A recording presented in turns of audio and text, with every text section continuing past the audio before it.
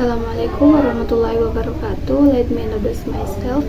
My name is Ismail Dani. My student ID is 2040012501.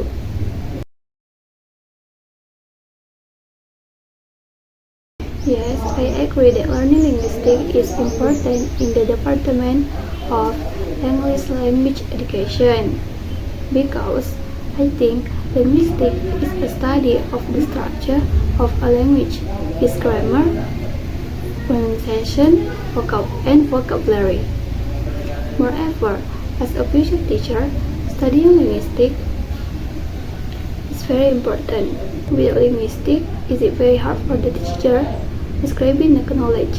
It will be better for an English teacher who has English skills to have knowledge of linguistics of English that the English teacher can teach English effectively and know how to overcome the students' problem in learning English.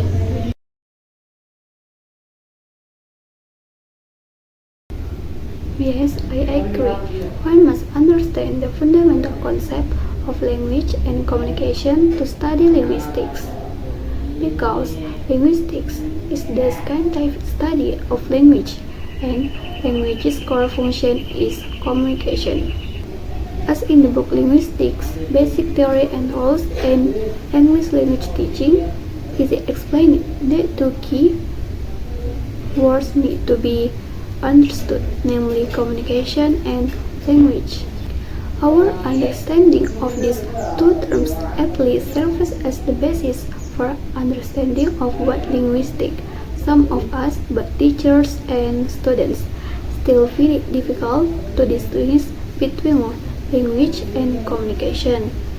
This consequently leads to the difficulty in understanding linguistics as well.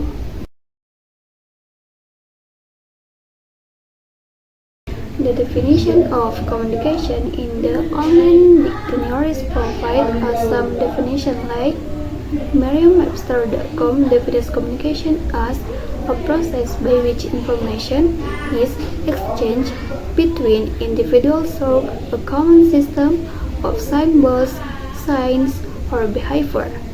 Oxforddictionaries.com defines communication as the imparting or exchanging of information by speaking, writing, or using some other medium. Meanwhile, the definition of communication offered by communication experts and linguistics as follows. Crane and Whitman are of the opinion that communication is a process in which information is transmitted from a source, the sender, to a goal, the receiver. The widow states that communication is the process or act of transmitting a message from a sender to a receiver through a channel and with the interference of noise.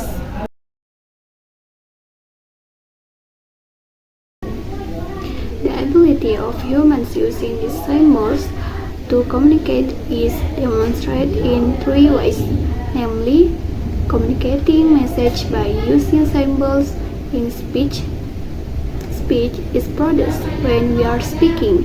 It requires articulating and combining segmental and suprasegmental sounds produced by functioning or speech organs such as mouth, teeth, lips, tongue, nose, and throat.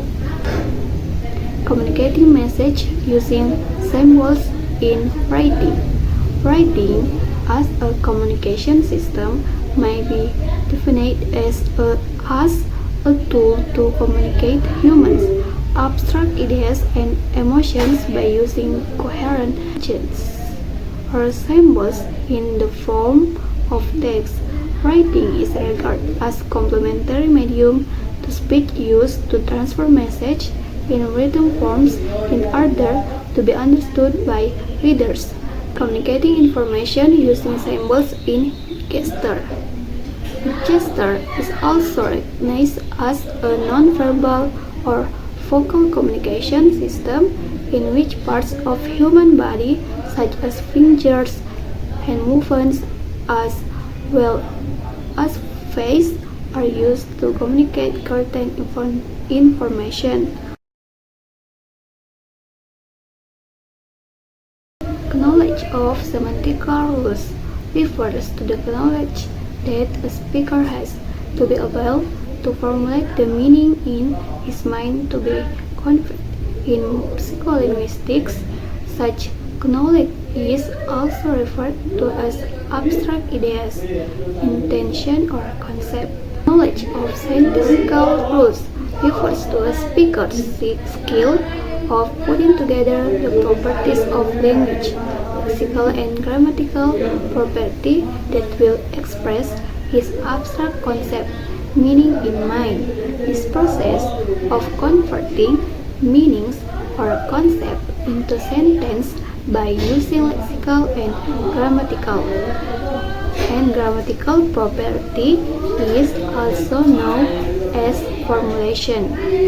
Knowledge of phonological rules refers to the skill of allowing the limbs to be linked to the lexemes which have been conceptually constructed into a sentence structure is converted into the appropriate sounds to express the message or articulation.